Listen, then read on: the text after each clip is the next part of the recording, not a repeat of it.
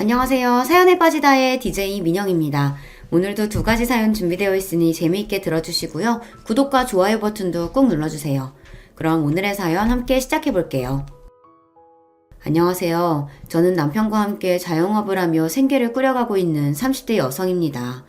장사라는 게 일정한 휴일이 없는 일이다 보니 속 답답한 일 생기고 누군가에게 하소연하고 싶어도 그럴 짬을 내기가 쉽지가 않아요. 친구들이랑 속 터놓고 얘기 좀 하고 싶어도 시간 맞추기도 보통 일이 아니고요. 장사일도 그렇고 시집와서 겪은 일들도 그렇고 제 속 이야기가 켜켜이 쌓여가는데도 한동안 그걸 어떻게 해소해야 할지 몰라 저 나름대로 마음고생을 했습니다. 짬나는 대로 이 채널의 사연들을 들으면서 나만 이렇게 남모를 사는 이야기를 감싸 안고 사는 것만은 아니구나 싶어 위안을 많이 받았습니다. 오늘 제가 들려드릴 이야기는 제가 남편에게 시집 오면서 시댁 때문에 속 터질 뻔했던 걸 확 풀어버린 일에 대한 것입니다. 저나 제 남편이나 시댁한테는 진짜 당할 만큼 당했거든요. 얘, 너 아무리 나한테 서운한 게 있어도 그렇지? 그렇다고 형제한테 그러는 거 아니야! 어머니 때문에 어머니 둘째 아들 이혼당할 뻔한 거 모른 척 하더니 왜? 큰아들 잘못할 것 같으니까 이제 와서 조마조마 하신가 봐요? 그러길래 평소에 좀 잘하지 그러셨어요. 뒤늦게 눈 가리고 아웅하듯 받으나 마나한 사과를 받았으나 소 잃고 외양간 고쳐봤자 아무 소용없는 법입니다. 이래서 사람이 평소에 잘해야 하는 법이에요. 도대체 제게 무슨 일이 있었나 궁금하신가요? 지금부터 제 이야기를 들려드릴게요. 저는 아들만 둘 있는 집안의 둘째 아들한테 시집을 왔습니다. 저랑 동갑인 남편은 비록 고졸에 공부도 많이 한 편은 아니지만 생활력 하나만큼은 정말 강한 사람이었어요. 제가 처음 저 소개하면서 남편하고 같이 자영업을 하고 있다고 말씀드렸죠. 근데 저희 매장이 한 군데가 아니에요. 남편과 함께 운영하는 옷가게는 장사가 아주 잘 되는 편입니다. 저랑 결혼할 무렵에 매장을 하나 더 낸 것이 지금은 더 늘어서 총 3개의 매장을 바쁘게 돌리고 있어요. 가게끼리 거리는 멀지 않은 편이라 남편이 매일같이 새 매장을 돌면서 관리를 하고 있고요. 저는 그중 한 매장에서 거의 상주하다시피 하며 일을 하고 있습니다. 매장마다 직원 수 또한 제법 돼서 그걸 다 합치면 10명이 넘어가니까 대강 가게 규모가 어느 정도 규모인지 짐작이 가실까 모르겠어요. 그러다 보니 저희 벌이도 나쁘지 않은 편이에요. 솔직히 시댁에서 저희 남편만큼 돈 잘 벌고 돈 굴릴 줄 아는 사람은 없었죠. 여기까지 들으시면 시댁에서 저희 남편을 돈 잘 버는 자랑스러운 아들로 대접해 주시리라 생각하겠지만 실상은 전혀 그렇지 않았습니다. 아이고 준태야, 그러지 말고 이거 하나라도 더 먹어보라니까. 아 엄마, 써서 내 입에 안 맞는 거 뻔히 알면서 뭘 자꾸 들이대고 있어. 네가 어릴 때부터 몸이 허약해서 이런 3종류는 꾸준히 먹어줘야 한다니까. 여기서 말하는 준태는 바로 제 아주버님인 남편의 형님입니다. 저렇게 무슨 초등학생 아들 밥 먹이려고 뒷공문이 쫓아다니듯 하는 시어머니는 제 둘째 아들한테는 눈길도 잘 주지 않았습니다. 제 형만 챙기는 어머니 꼴을 보는 남편 눈이 싸늘했죠. 그도 그럴 것이 매장 3개를 돌려가며 무리하던 남편이 과로로 쓰러졌을 때도 흰죽 한 번 써줘 본 적이 없는 시어머니였습니다. 장남은 무려 입에 맞지 않으신다며 손수 재운 홍삼이 집에 넘쳐나는데도 홍삼 한 조각 하나 제 남편 몫으로 돌아온 적이 없었습니다. 집안 분위기가 짐작이 가시죠. 남편은 평생을 자기 형만 티나게 좋아하는 어머니의 편애 때문에 상처받으며 자라왔어요. 듣기로는 시어머니가 이 집안에 시집오고 나서 거의 5년간 아이가 생기지 않았다고 합니다. 저희 시아버지가 3대 독자라 이 집안에서 나름 귀한 아들이었다고 그러더라고요. 그런데 며느리라고 시집와서 5년이 넘도록 자손을 보지 못하고 있으니 시집살이가 아주 보통이 아니었다는 소리는 들었습니다. 지금은 돌아가셨지만 저희 시할머니 성미도 아주 보통이 아니셨거든요. 그나마 저는 손자 며느리라고 덜 하셨지만 꼬장꼬장한 성미에 자식 장가까지 보낸 나이든 며느리한테도 결코 살갑지 않은 시할머니셨어요.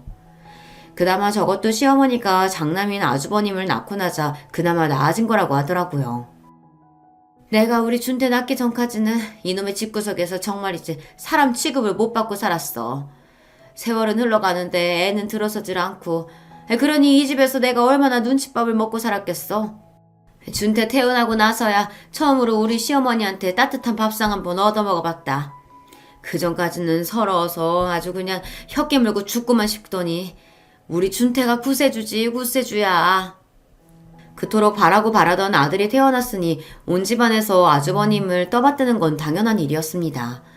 저희 친정처럼 아들, 딸 구별 없이 잘 키워주신 환경에서 자란 저로서는 도무지 이해가 가지 않았지만 이 집안 가풍이 그렇다니까 그런가 보다 했어요. 나이 먹고 촌스러운 사상 가지신 어르신들 중에서는 저런 분들 그리 드물지 않다는 것도 건너들어 알고 있었습니다. 문제는 집안 환경이 그렇다 보니 그 피해를 고스란히 제 남편이 받아야 했다는 거 딱 그거였죠. 저로서는 애초에 남편과 아주버님이 왜 그렇게까지 다른 대우를 받아가며 차별받아야 하는지 도통 이해가 가질 않아요. 물론 그 끔찍한 시집살이에서 본인을 구제해준 장남이다 보니 첫째가 예뻐 보일 수 있다는 것까진 이해를 하겠습니다. 그렇다고 해서 그게 둘째 아들을 꺼다 놓은 보리자를 취급하고 큰아들만 예뻐할 이유는 아니지 않나요? 설마 둘째가 딸로 태어났다고 해도 그런 상황이 용납되는 건 아니지만 순서만 달랐지 둘 다 아들이고 본인 배 아파 낳은 자식인데 장남은 거의 떠받들듯 하면서 막내 아들인 저희 남편의 취급은 찬밥이 따로 없는 시어머니였습니다. 남편이랑 아주버님 나이 차이가 3살 차이였어요. 남편 말로는 자라면서 남편 본인만을 위한 물건을 가져본 적이 없다라고 했습니다. 죄다 형이 쓰다 남은 거, 형이 입다 작아져서 못 입는 옷이나 신발, 가방들. 항상 본인에게는 헌 것만 주어지고 좋은 것은 죄다 자기 형 밑으로 들어가니 그 어린 마음이 얼마나 부글부글 끓었겠습니까? 그나마 다행이라는 점은 저희 남편도 성깔이 보통 내기는 아니거든요. 그런 불합리한 대우를 받았다고 억울하게 그냥 입만 꾹 닫고 있을 성민은 아니었어요. 어릴 적에 내가 그걸로 집안을 뒤집어 엎은 적이 아주 한두 번이 아니야. 누구 입은 입이고 누구 입은 주둥이야. 좋은 거 맛있는 거 반찬 생길 때마다 죄다 형 앞으로 몰아주고 다른 것도 아니고 사람이 먹는 걸로 치사하게 말이야. 형은 이 짧아서 잘 먹지도 않는 거 어차피 결국은 나눠 먹지도 않으면 버리게 될 게 뻔한데 형한테만 잔뜩 챙겨줘서 사람 기분 상하게 만들고.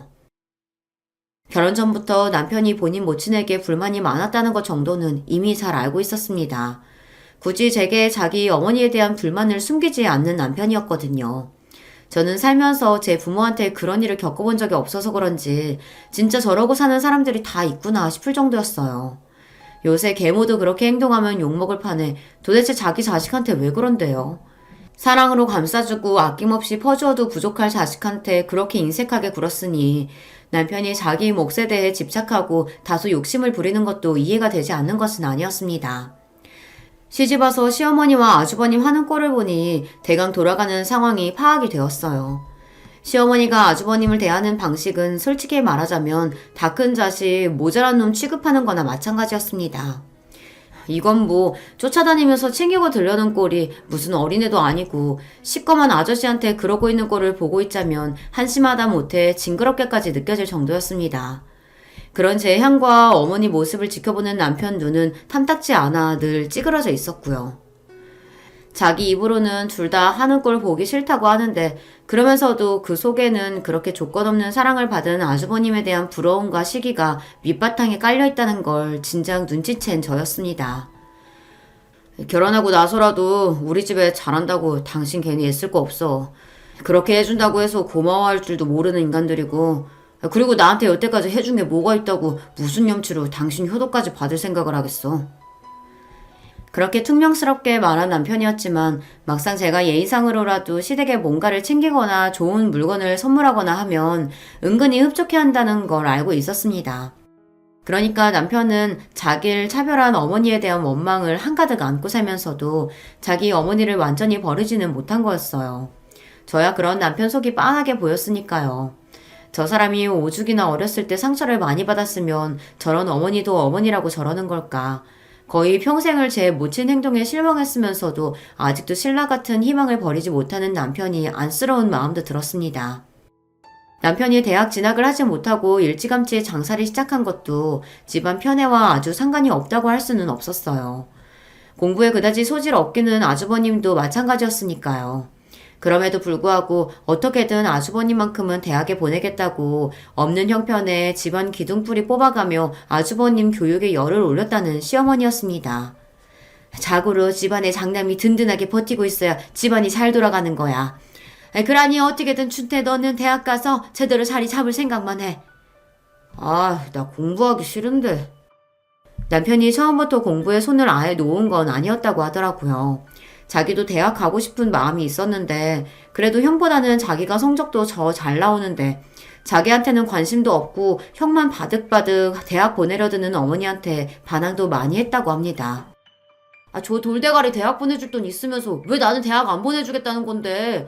성적으로 보나 뭐로 보나 이 집안에서 누구 한 명 대학 가면 당연히 내가 가야지. 왜 형인데. 얘가 지금 무슨 소리를 하고 있는 거야? 네 형은 장남이고 우리 집 4대 독자잖아. 당연히 형이 잘 돼야지. 아무리 철딱서니가 없어도 그렇지 어떻게 그렇게 생각이 짧아. 전 그렇게 대학 가고 싶으면 네가 벌어서 네 힘으로 가. 그 말을 듣고 서러워서 홧김에 가출을 감행한 남편이었지만 가출한 지 거의 일주일이 다 되어가는데도 자기 찾을 생각도 없는 모친에게 상처만 더 받았다고 했습니다. 결국 포기하고 집구석으로 기어들어갔더니 수험생 기력 잃으면 안 된다고 형놈 주둥이에 백숙 닭다리를 물리고 앉았더라. 그걸 보는데 이 집구석은 글러 먹었다 싶었어. 냉소적으로 말하는 남편 말을 들으면서 속으로 저도 이 집구석 참 글러 먹었다. 남편이랑 똑같은 생각을 했습니다. 그렇게 해서 아주버님이 잘 됐느냐 하면 또 그것도 아니었어요. 재수 끝에 어떻게 간신히 4년대 대학에 들어가기는 했는데 학교 들어가고 나서도 맨날 술이나 퍼먹고 다녔지 공부라곤 제대로 아는 아주버님이 뭐 그렇게 대단한 직장을 얻었겠어요. 술 먹으면서 노느라 만든 인맥으로 아름아름 중소기업에 자리 하나 얻어 들어갔는데 그나마도 시원치 않은 자리라서 월급도 많지 않고 휴일도 적었죠. 결국 못 다니겠다고 때려치우고 그 비슷한 일자리를 여러 번 전전하니 경력이고 뭐고 제대로 쌓일 틈이 있었겠습니까. 이도 저도 아닌 물광역에 대학은 간신히 나왔다고 해도 내세울 만큼 학벌이 좋기를 하나 그렇다고 따로 갖춘 능력이 있길 하나 저희 보기에는 집안 돈이나 실컷 축냈지 빌빌대는 꼴이 한심스럽게 짝이 없었습니다. 장남이 집안 일으켜 세워야 한다는 시어머니의 부푼 꿈은 진작 말아먹은 지 오래였죠. 반면 제 남편은 어떻습니까? 서러운 마음으로 대학 진학을 포기하고 고등학교를 졸업하자마자 지하상가에서 일을 배워가며 장사 수완을 키워나간 남편이었습니다. 본래 타고난 성격이 서글서글 사람을 잘 대하기도 했지만 어디 밥 벌어먹고 사는 일이 그렇게 쉬운 일입니까?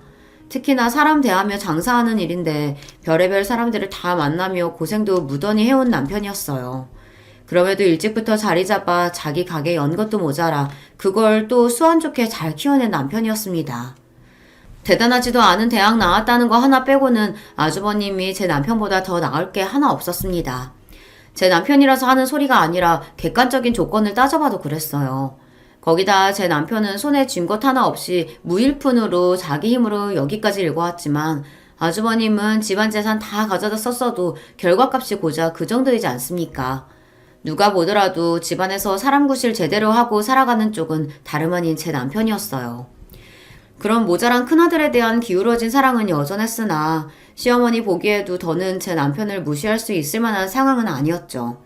거기다 시아버지 퇴직하신 이후로는 쥐꼬리만한 연금 말고는 돈 나올 구석도 없는 시댁이었어요. 그렇다고 그렇게 가진 돈 다 퍼부은 큰아들이 집안을 일으킬 날은 요원해 보였습니다. 쥐꼬리만한 월급 본인 쓰기에도 바쁜데 그걸 시댁 살림에 보탤 리도 만무할 아주버님이었어요. 편애받으며 자기밖에 모르고 자란 자식들이 의뢰 그렇듯이 아주버님도 제 배나 불릴 줄 알았지 남 생각할 줄을 아는 성미가 못 되었습니다. 자기한테 평생을 아낌없이 퍼부은 자기 모친 역시 예외는 아니었어요.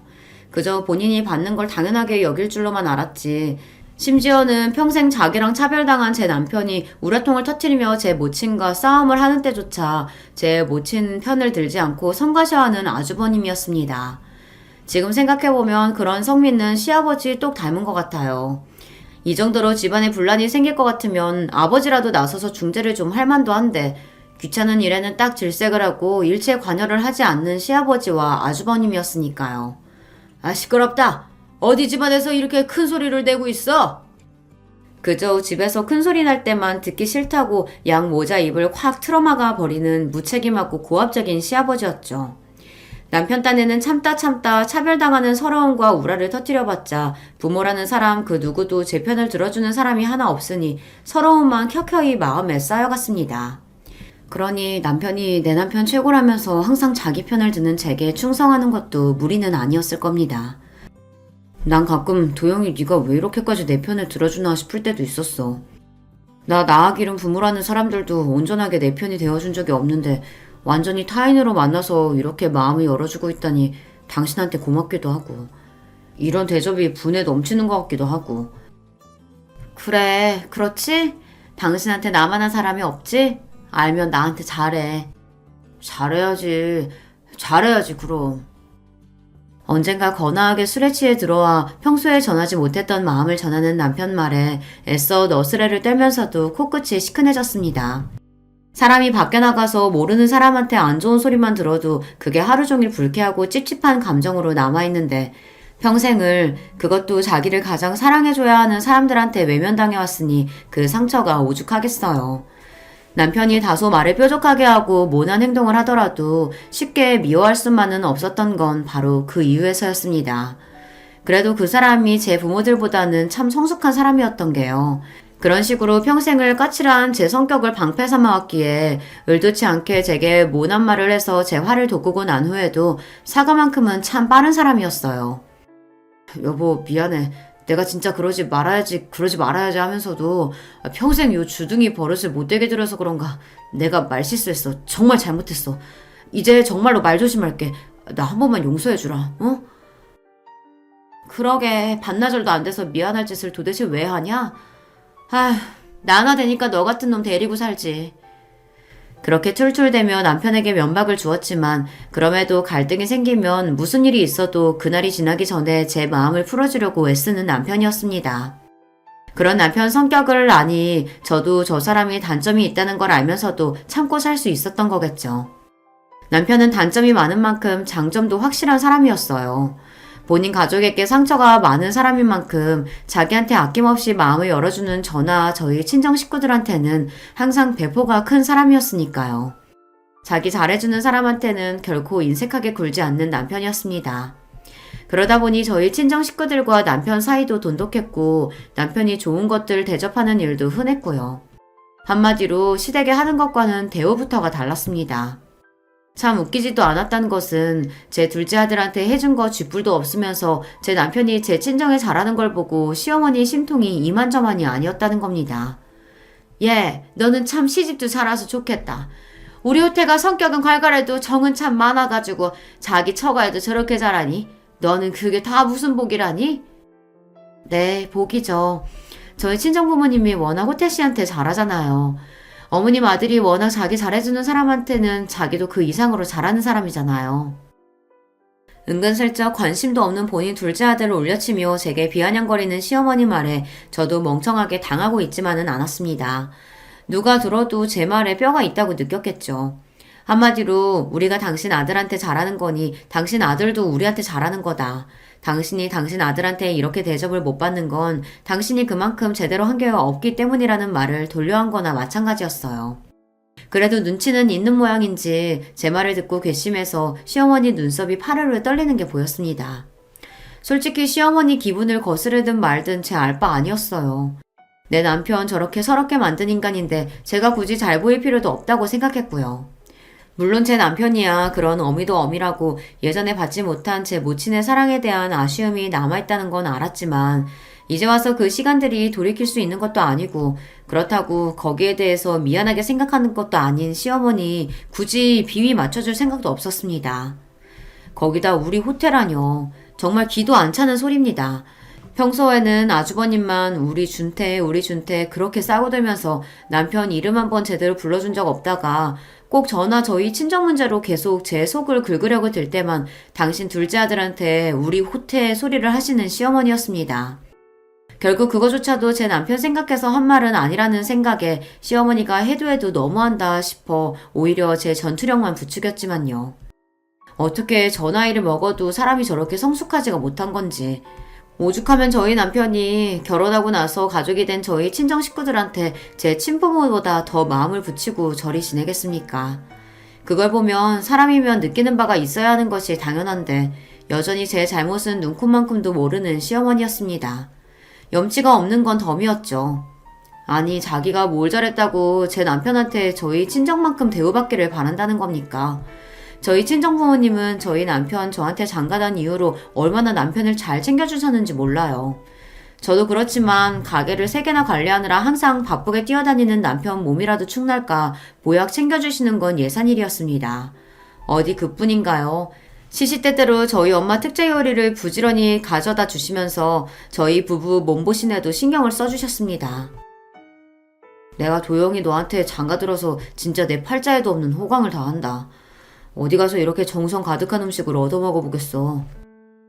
저랑 결혼한 지 얼마 안 돼서 처음으로 저희 부모님께서 구슬땀을 흘리며 정성 들여 만들어 보내주신 한상 차림을 받으면서 남편 입이 귀에 걸렸습니다.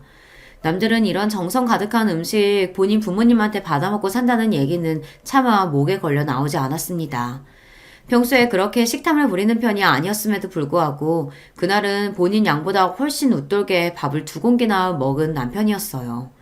그렇게 와구와구 배가 터지게 저희 부모님이 해주신 음식을 먹고 있는 남편을 보자니 뿌듯한 마음이 듦과 동시에 짠한 마음도 들더라고요. 저희 친정부모님이 처음 사위 본다고 신경을 써주시긴 했지만 평소에 자기 부모님한테 사랑받는 아들이었다면 이런 일로 저렇게까지 감격을 할까 싶었거든요. 전에 남편이 했던 말처럼 사람이 음식 가지고 차별하는 것만큼 치사스러운 일도 또 없을 겁니다. 그걸 남편은 눈앞에서 좋은 것들 다 제 형 입으로 넣어주는 것을 봐가며 평생 서름을 겪었을 것이었어요. 한창 성장기에 돌도 씹어먹을 나이의 남자아이가 다른 것도 아니고 제 친부모가 사는 집에서 그런 서름을 겪었을 거라고 생각하니 어린 남편이 너무 안쓰러워서 눈물이 핑 돌 지경이었습니다. 내가 다른 건 몰라도 저 사람 먹는 걸로는 서럽게 만들지 말아야지 하고 다짐했던 날이기도 했어요. 그렇게 내 남편을 서름 속에 크게 해놓고 나서 감히 내 친정에 내 남편이 해주는 걸로 눈치를 주려고 하다니 염치도 뭐 이런 염치 없는 사람이 다 했습니까? 고약하기 짝이 없는 시어머니 성미였습니다. 하긴 그럴 염치가 있는 사람이었으면 애초에 자기가 그렇게 괄시한 자기 막내 아들 돈 좀 벌기 시작했다고 뭐 좀 안 해주나 바랄 생각 같은 건 꿈에도 하지 않았겠죠. 제 속을 뒤집어 놓은 건 이것뿐만이 아니었습니다. 더더욱 저를 열받게 했던 건 시어머니가 저희 남편한테 뭔가 해주길 바라는 일의 90% 이상이 아주버님에 관한 일이었다는 겁니다. 앞서 말했듯이 아주버님이 자기 1인분 목도 똑바로 하지 못하고 살고 있었다는 이야기는 드렸죠.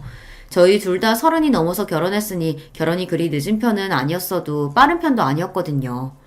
아주버님이 남편보다 3살이 많았으니 이제 슬슬 결혼 정년기를 넘어가고 있었습니다. 저야 저희 남편 하나 보고 시집을 왔지만 아주버님이나 시댁 집구석 하는 거를 보고 어느 아가씨가 시집을 오려고 들겠어요. 혹여 시집 오겠다는 아가씨가 있다고 하더라도 아주버님이 뭐가 가진 게 있어야 결혼을 할 거 아닙니까? 둘이 결혼해서 나가 살 신혼집은커녕 제 자취방 보증금 마련하기도 달랑달랑해서 그 나이 먹도록 본가를 떠나지도 못하고 제 부모 집에서 캥거루족으로 살고 있는 아주버님이었습니다. 막상 뭐 아주버님이 독립을 하려고 한다 할지라도 혼자 두면 제 모자란 장남 밥이라도 굶지 않을까 싶어 시어머니가 결사 반대하고 말렸을 게 뻔했지만 말입니다. 하긴 집에만 들어오면 제 방 청소며 빨래며 요리며 손 하나 까딱하지 않아도 늙은 어미가 허리 휘도록 자기 먹이고 입히느라 가지내를 쓰는데 게으르고 이기적인 성미의 아주버님이 선뜻 나가겠다고 할 것 같지도 않았지만 말이에요.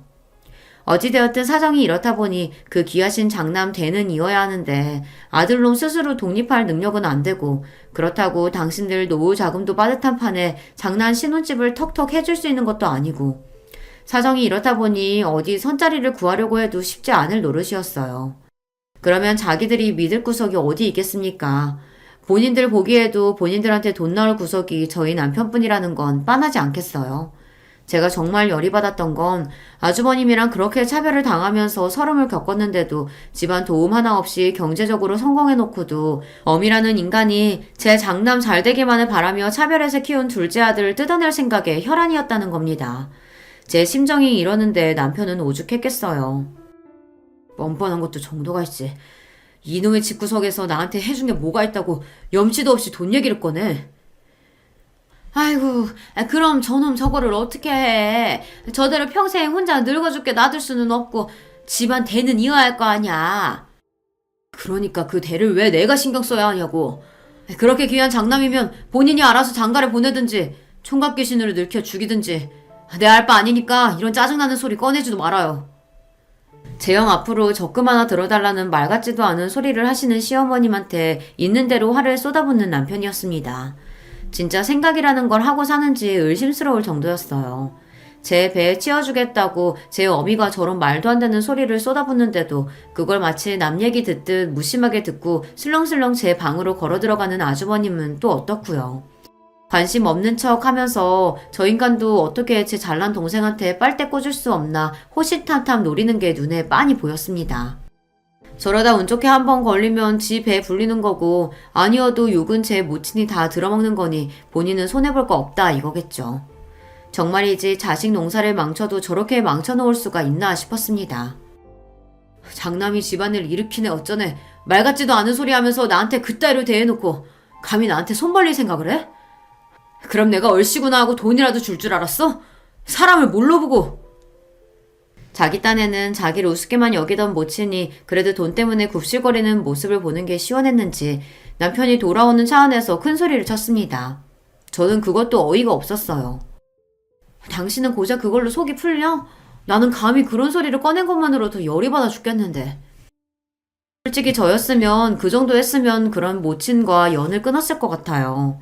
그럼에도 남편은 서로 싸워가며 그 난리를 치면서도 시댁과 완전히 연을 끊지는 않고 있었습니다. 제가 남편이 시댁의 일말이라고 할지라도 미련이 남아있다고 자꾸 이야기하는 게 바로 이런 점 때문이었습니다. 보기 싫은 인간들이면 딱 치워버리고 안 보고 살면 그만일 텐데 자기 딴에는 그것도 관심으로 여겨져서 저러나 하는 생각이 들면 그건 그것대로 또 짠했고요. 저 모자란 아주버님 평생 저렇게 혼자 늙을 줄 알았는데 뜻밖의 소식이 전해졌습니다. 아이고 우리 준태 장가 가면 얼른 손자부터 봐야지. 그래 우리 아들이 뭐가 모자라서 장가를 못 가? 도대체 웬 눈먼 여자가 저런 놈한테 걸린 건지 개탄하지 않을 수 없었습니다. 얼마 전에 어떻게 선자리를 잡아서 선을 봤다는 얘기를 듣기는 했는데 설마 그게 결혼까지 이어질 거라고는 상상조차 못했어요. 도대체 이 집구석 사정을 제대로 알고 결혼을 하겠다고 한 게 맞긴 한 건지 의심스러웠습니다. 시어머니가 별 볼 것도 없는 제 장남 얼굴을 신주짠지라도 되듯 귀하게 쓰다듬으며 말했습니다. 우리 준태가 평소에 안 꾸며서 그렇지 명품 양복 입혀놨더니 아주 그냥 신수가 훤하더라. 눈이 달린 여자면 그걸 보고 그냥 지나쳐? 내가 아주 돈 쓴 보람이 있네. 돈 쓴 보람이 있어. 어떻게든 자기 장남 결혼시장에서 꿀리지 않게 하려고 거금을 들여 명품 정장까지 맞춰준 모양입니다. 저희 결혼할 때도 장가가는 아들한테 돈 한 푼 안 해줬던 시어머니를 생각하니 괜히 괘씸해서 속이 부글부글 끓더라고요. 당연히 아주버님 장가 못 갈 거라고 생각하고 있어서 이런 일로 속이 뒤집어질 줄은 몰랐는데 앞으로 결혼 준비 시작하면서 제 남편한테 아무것도 해준 건 없었던 것과 번번이 비교되는 일이 천지일 걸 생각하니 벌써부터 속이 뒤틀리는 기분이었습니다. 아휴, 그래도 아주버님이 결혼을 하기는 하네. 형님들 분이 어떨 분인지는 모르겠지만 심란해. 당신이 심란할 거 없어. 그렇게 두지도 않겠지만 만약에 결혼한다고 당신 애목이거나 아니면 자기가 당신 형님이라고 괴롭히려고 하면 내가 아주 그냥 다들 요절을 내버리고 말 테니까. 나 결혼할 때 당신한테 했던 말 잊지 않았지?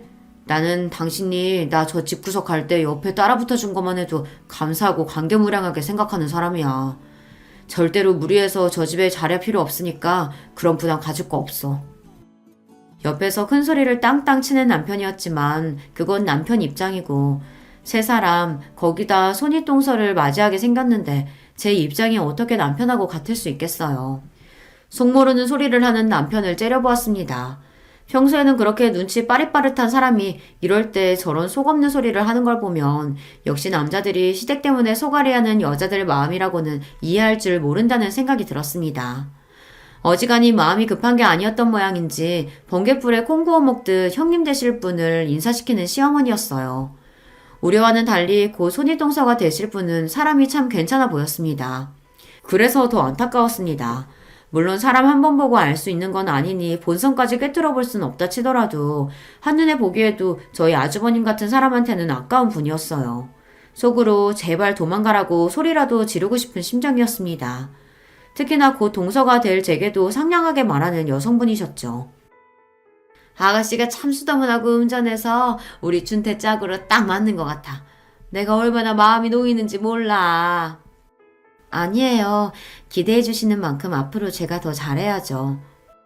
혹여나 간신히 잡은 큰며느리감 놓치기라도 할까 싶어 성격에 맞지 않게 살랑대는 시어머니 꼴을 보는 것도 고역이었습니다. 식사 자리 마치고 후식을 먹다가 저희끼리도 대화할 기회가 생겼어요. 도대체 저런 모자란 인간 뭘 믿고 시집으로 오기로 결심을 했나 싶어 제 일이 아닌데도 걱정스러웠습니다. 그래서 조심스럽게 넌지시 물어봤죠. 그럼 앞으로 신접살림은 어떻게 하시는 거예요? 분가하기로 결정이 되셨나요? 아, 네.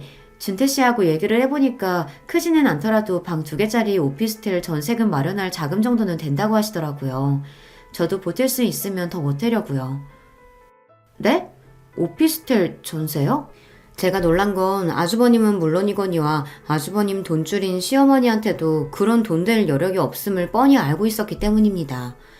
그런 제 말을 그분은 그렇게 소박한 신혼집에서 신전살림을 시작하는 것에 대해 제가 놀랐다고 받아들이신 것 같았습니다. 그분이 부드럽게 미소를 지으며 이렇게 말씀하셨어요. 있잖아요.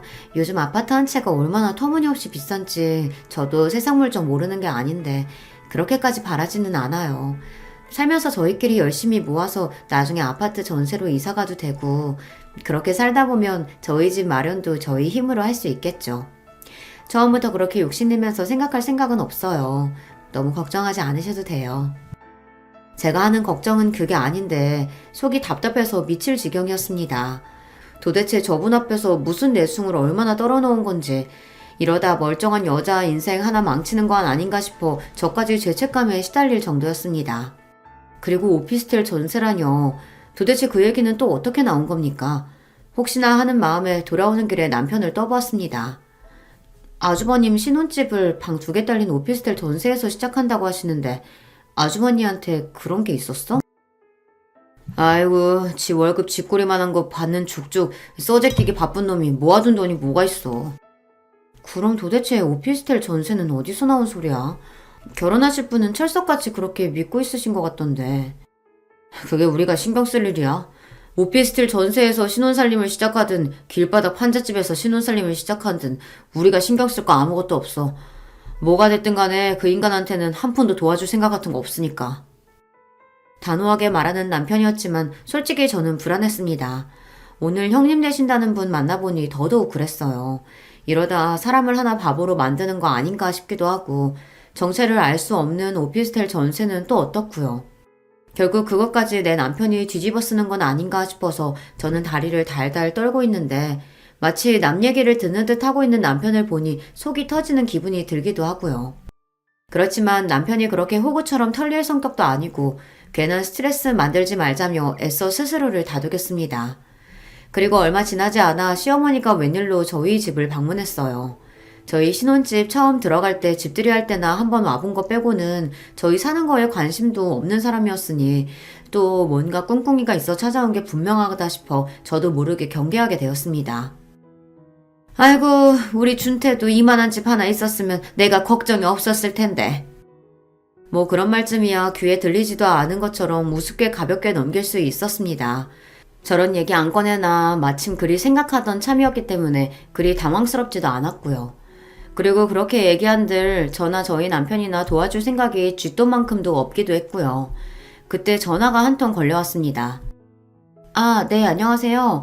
공사 날짜는 다음 주 주중으로 잡는 게 좋을 것 같아요. 주말엔 저희가 워낙 바빠서요. 그날도 한창 제가 일을 해야 할 시간에 집에 있었던 건 저희 집 내부 인테리어 리모델링 문제를 해결하려고 그런 거였어요. 집 많이 깨끗하기는 했지만 이왕이면 저희 지내는데 좀 더 편하게 지낼 수 있는 방향을 고민하고 있었거든요.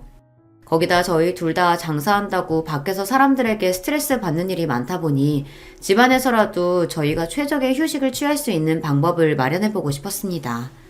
저희 신혼집 마련을 거의 제 남편이 전적으로 해줬거든요. 그러니까 이번 리모델링은 남편에 대한 제 작은 선물이기도 했습니다. 자라면서 많은 걸 누리지 못한 사람이니 남편만을 위한 취미방을 꾸며줄까 아니면 서재를 만들어줄까 고민하던 차에 시어머니가 은근슬쩍 물어왔습니다.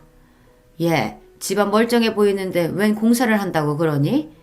아, 그 사람 좀 더 편히 지낼 수 있게 리모델링 좀 해보려고요. 세상에 리모델링까지. 그게 돈이 한두 푼이 아닐 텐데. 넌 네 남편 잘 번다고 그렇게 돈 함부로 쓰는 거 아니다. 그 돈 잘 버는 남편 크는데 하나 일조한 거 없는 시어머니 입에서 저런 말이 나오는 게 기가 찼지만 저도 할 말이 없는 게 아니었습니다. 그래서 당당하게 얘기했죠. 설마 제 남편 고생하는 거 뻔히 알면서 제가 헛돈을 쓰겠어요? 이건 제가 결혼 전에 모아뒀던 자금 온전히 남편 위에 쓰는 거니까 걱정 안 하셔도 돼요. 그렇게 차갑게 말하고는 은근슬쩍 집에 비비고 있으려는 시어머니를 얼른 가게에 나가봐야 한다며 내쫓아 버렸습니다. 나중에서야 이날 제가 괜히 입방정을 떨었구나 싶어 후회하게 되었지만 가게 나가느라 바빠서 그것도 금방 잊고 말았어요. 그리고 바로 그 주말 시어머니로부터 후출이 왔습니다. 어머니, 저 바쁜데 급한 일 아니시면 나중에 하면 안 될까요? 지금 이것보다 더 급한 일이 없어. 빨리 넘어와. 바빠 죽겠는데 반갑지도 않은 사람한테 달갑지도 않은 호출을 받아 좀 짜증스러웠습니다만 그래도 최근에 저희 부부에게 조심하는 척이라도 하는 시어머니였기에 정말 무슨 일이 있나 싶어 시댁으로 향했습니다. 너 우리 큰애 좀 도와줘야겠다.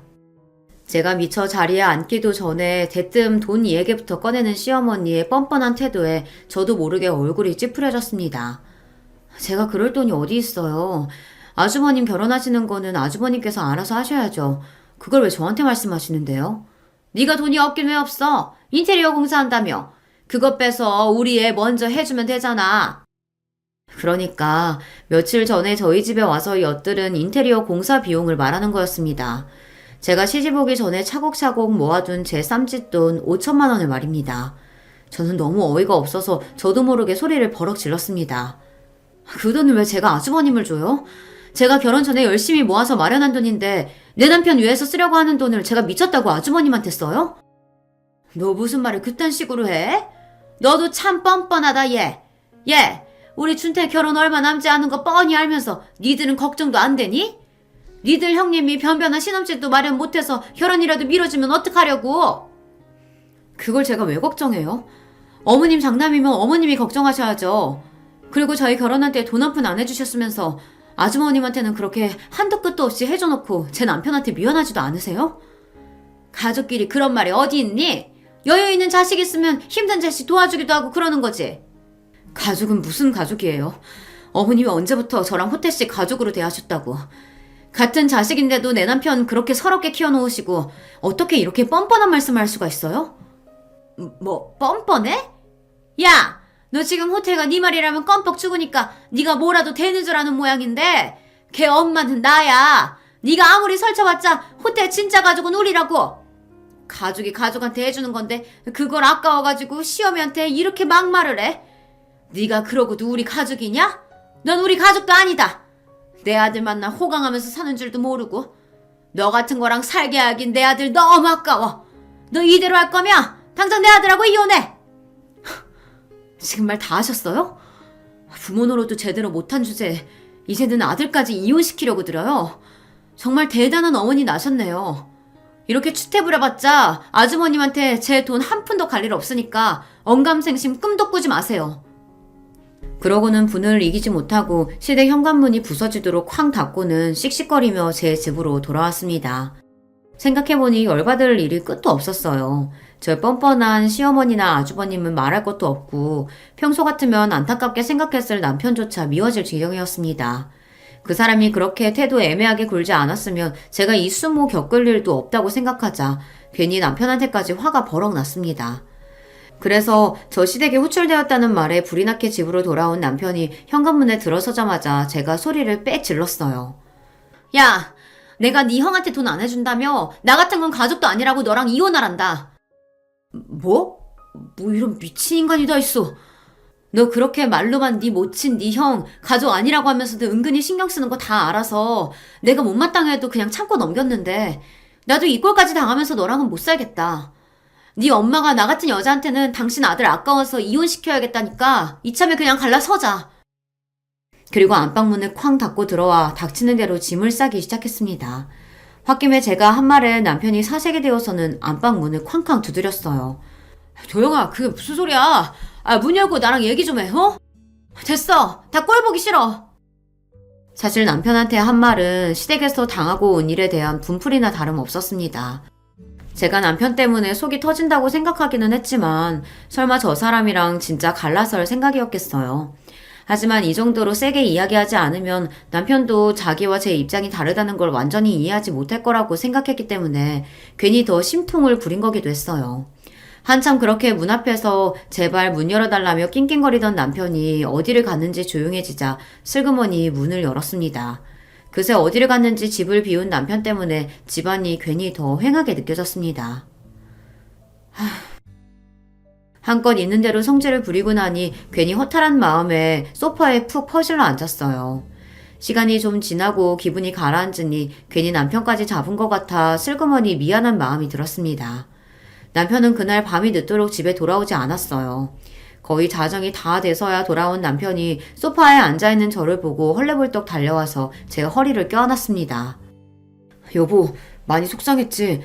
내가 그 인간들 다시는 당신한테 그따위 건방 못 떨도록 아주 버릇을 단단히 고쳐줄 테니까 당신 아무 걱정하지 마. 나 당신 없으면 못 사는 거 알잖아. 아무리 화가 나도 그렇지 어떻게 이혼 얘기를 꺼내. 그냥 화나서 한 소리 맞지? 몰라. 괜히 민망해서 남편에게 툴툴거렸습니다. 제게 다부지게 말하는 남편이었지만 솔직히 별 기대는 없었어요. 시댁에서 저렇게 뻔뻔하게 나오는 게 하루 이틀 일도 아니었고요. 저 불쌍한 인간, 내가 이렇게 넘어가줘야지 어쩌겠나 반쯤은 포기 상태였습니다. 다음날 해가 밝자마자 외출 준비를 마친 남편이 제게 말했습니다. 가자, 여보. 어딜? 그 인간들 버릇 고쳐주러 가야지. 막 잠에서 깨서 제대로 정신도 못 차리는 제게 남편이 당당하게 말했습니다. 이게 뭔 일인지 파악하기도 전에 남편 손에 이끌려 이미 시댁으로 향하고 있는 저였어요. 남편은 시댁에 도착하자마자 무서운 기세로 문을 쾅 열어젖히고는 고래고래 소리를 질러댔습니다. 나와! 감히 우리 도영이 앞에서 이혼 운운한 인간들 전부 다 나와! 사람 하나 잡을 듯한 흉흉한 남편 기세에 혼비백산을 한 시댁 식구들이 모두 방에서 쏟아져 나왔습니다. 너! 지금 이게 무슨 짓이야? 무슨 짓? 그러는 당신이 내 마누라한테 한 짓은 무슨 짓인데? 나 그렇게 서럽게 키운 것도 모자라서 감히 내 마누라를 괄시해? 그러더니 손에 든 서류를 바닥에 철썩 내던졌습니다. 얼핏 보니 그건 무슨 차용증 같았어요. 어리둥절하게 그걸 바라보고 있는 저희 사이로 아주버님이 사색이 되어 후다닥 달려왔습니다. 호태야! 너 이 머저리 같은 놈. 너 같은 놈 하나 때문에 왜 내 마누라가 이런 모욕을 당해야 돼? 지들이 누구 때문에 먹고 사는 줄 알고 감히. 너 당장 네 차 산다고 빌린 돈 이달부터 갚지 않으면 고소하고 법적 절차 들어갈 테니까 그런 줄 알아. 아니 호태야, 내가 뭘 어쨌다고. 이게 다 무슨 소리냐? 댁 모자란 아들놈이 결혼할 여자 꼬셔보겠다고 분수에도 안 맞는 차 뽑겠다고 나한테 돈 내간 거 알고는 있었습니까? 내 귀한 마누라 이따위로 취급하는 니들 같은 인간들한테 단 한 푼도 못 쓰니까 당장 길바닥에 나앉고 싶지 않으면 내 돈 착실하게 갚는 게 좋을 거야. 10원짜리 한 장 빼놓지 하고 싹 다 긁어낼 테니까 그런 줄 알아. 아이고 호태야, 아무리 화가 나도 그렇지 가족끼리 무슨 그런 험한 소리래. 가족? 여기 당신 가족이 어딨어? 저 모자란 놈 하나만 당신 아들이야. 당신한테 정이라고는 딱히 남아있는 것도 없지만 감히 내 마누라한테 저놈 결혼자금 내라면서 금수마통 못한 개소리 짓거린 그 순간 나는 어미는 없었어. 낳아놓고 부모라고 해준 것도 없으면서 설마 억울한 소리는 못하겠지. 행여나 이 일로 두 번 다시 우리 도영이 심기 거스렸다간 당신 그렇게 사랑에 맞이하는 저 큰아들 놈 내가 아주 박살내버릴 테니까 각오 단단히 하는 게 좋을 거야. 그러고는 제 손을 꽉 붙잡고 그 집구석을 당당하게 뛰쳐나가는 남편이었습니다. 저는 순식간에 벌어진 일에 어안이 벙벙하면서도 세상 그렇게 후련할 수가 없는 남편 얼굴을 보니 이건 이것대로 잘 된 건가 하는 생각이 들었어요. 그렇게 저희가 시댁을 방문한 마지막 날입니다. 남편은 본인이 내뱉은 말을 한치도 어기지 않았습니다. 바로 그달부터 아주버님이 본인 쥐꼬리만한 월급 거의 절반을 뚝 떼어 남편에게 빌린 돈을 갚기 시작했어요. 물론 한편으로는 의아했습니다. 당신 형한테 한 푼도 안 내주던 사람이 무슨 차 살 돈을 다 빌려줬어? 그러자 남편이 피식 웃으며 말했습니다. 원래 줬다 빼서야 속이 더 쓰린 법이야. 그러니까 남편은 애초부터 제 형한테 한 방 먹일 생각으로 돈을 빌려줬던 겁니다. 그것도 모르고 그 속없는 아주버님이란 사람은 그저 좋다고 공자인 양 홀라당 동생한테 돈을 받아 썼겠죠. 그 뻔뻔하고 이기적인 성미에 애초에 갚을 생각이라고는 없었을 겁니다. 그 와중에 철저하게 차용증까지 받아내고 공증까지 받아낸 남편 행동은 참 남편다웠어요. 가뜩이나 가진 거 없는데 물주랑은 완전히 절연했겠다. 거기다 얼마 안 되는 월급까지 뜯기고 있으니 파혼은 불보듯 뻔한 일이었습니다. 괜히 겪지 않아도 될 일을 겪은 상대 여자분이 안타까운 마음이었으나 그래도 저런 놈하고 저런 집구성하고 얽혀서 고생하는 것보다야 결혼 전에 일찌감치 마무리된 게 다행이다 싶었어요. 귀하디 귀한 채 장남 파혼당한 것도 모자라 가뜩이나 쪼들리는 형편에 더 빌빌대는 꼴을 보는 시어머니 속이 문드러질 것은 말할 것도 없었죠. 그 마음고생이 짐작되지 않은 것은 아니었으나 안타깝다는 생각은 쌀알 한 톨만큼도 들지 않았습니다. 제 남편에게 한 것에 비하면 이것도 너그러운 처사라고 생각했어요. 그렇게 지긋지긋했던 시가와는 완전하게 인연을 끊고 남편과 저는 여전히 서로 투닥거리며 잘 지내고 있습니다. 가족이 뭐 별거 있나요? 서로 진심으로 위해주면 그게 진정한 가족인 거죠. 저희 가족은 앞으로도 행복하게 잘 지낼 겁니다. 마지막까지 이야기 들어주신 여러분 모두 감사드려요. 안녕하세요. 인간관계 맺고 살아가는 게 정말 힘들다는 거 모두가 알지만 특히 여자들한테 있어서 시댁의 인물들은 더 쉽지 않고 골치 아프게 십상인 것 같아요. 저를 환장하게 만들었던 인물도 시댁 사람인데요. 바로 제 동서였답니다. 여기서 동서라 함은 제 남편의 하나뿐인 남동생의 아내 되는 사람이죠. 그러니까 따지고 보면 서열로는 제가 손윗사람인데요. 동서가 보통 내기인 인물이 아니었기 때문에 초장부터 기선제압을 잘했고 제가 좋은 게 좋은 거지라는 넓은 마음으로 유순하게 받아주면서 저희 관계는 조금 애매모호하게 출발을 했던 것 같아요. 동서가 저에게 습관처럼 자주 하던 소리가 바로 이거였습니다. 형님은 어차피 세련된 거 잘 안 어울리시잖아요. 약간은 촌스러운 게 형님한테 잘 받고 잘 어울려요. 사람이 억척스러운 이미지도 아무나 갖는 게 아니거든요. 그런 면에서 제가 보기에 형님은 대단하신 분이에요.